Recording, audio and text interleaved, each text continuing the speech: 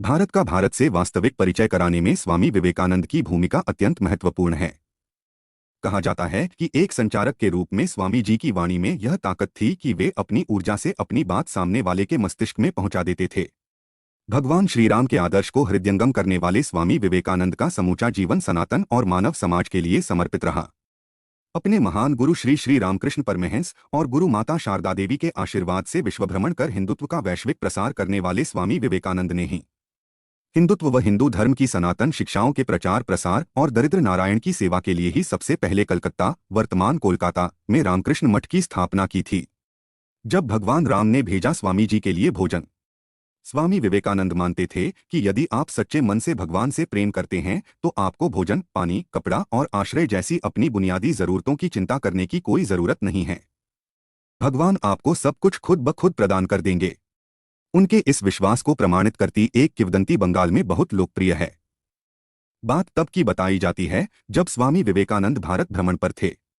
एक दिन वे बंगाल के तारी घाट के रेलवे प्लेटफार्म पर भूखे प्यासे बैठे थे। 2 दिन से अन्न ग्रहण नहीं किया था और जेब में एक पैसा भी नहीं था। उसी दौरान भौतिक मानसिकता से ग्रसित एक अमीर व्यवसायी सेठ स्वामी जी के सामने आ बैठा और उसने उनके सामने तरह तरह के स्वादिष्ट व्यंजनों से भरा अपने भोजन का डिब्बा खोल दिया। उसने स्वामी विवेकानंद से कहा, देखो मेरे पास खाने के लिए कितना स्वादिष्ट भोजन है और एक तुम हो जो सूखे गले और खाली पेट ही गुजारा करने को मजबूर हो। व्यवसायी की इन बातों पर स्वामी जी ने कोई भी प्रतिक्रिया नहीं दी और शांत भाव से बैठे रहे। इतने में ही अचानक एक अनजान व्यक्ति भोजन और पानी लेकर स्वामी विवेकानंद के पास आया और जल्दी से एक साफ जगह पर चटाई बिछाकर स्वामी जी से भोजन करने का अनुरोध करने लगा।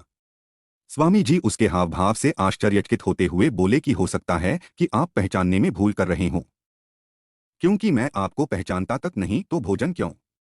इस पर उस अजनबी व्यक्ति ने आंखों में आंसू भरकर स्वामी जी से कहा कि बीती रात को उसके स्वप्न में स्वयं उसके आराध्य भगवान राम आए थे और उन्होंने ही उसे तार घाट स्टेशन पर बैठे सन्यासी को भोजन कराने का आदेश दिया था। यह सुनते ही ईश्वर के प्रति कृतज्ञ भाव से स्वामी जी की आंखें भर आईं और उन्होंने बहुत ही प्रेमपूर्वक उस भोजन को स्वीकार कर उस व्यक्ति को धन्यवाद दिया। इस पर उस व्यक्ति ने विनम्रता से कहा, नहीं नहीं स्वामी जी, मुझे धन्यवाद मत दीजिए। यह समूचा घटनाक्रम अपनी आंखों से देख सामने बैठा व्यापारी सेठ अपने व्यवहार पर शर्मिंदा होते हुए स्वामी जी के चरणों में गिर गया। युवा और अध्यात्म जगत के प्रेरणा स्रोत स्वामी विवेकानंद जी की कहानी को शेयर अवश्य करें ताकि स्वामी जी के विचारों को जन जन तक पहुंचाया जा सके। और हाँ, कमेंट में जय श्री राम लिखना मत भूलिएगा। ऐसी और भी कहानी के लिए चैनल को लाइक सब्सक्राइब भी करें।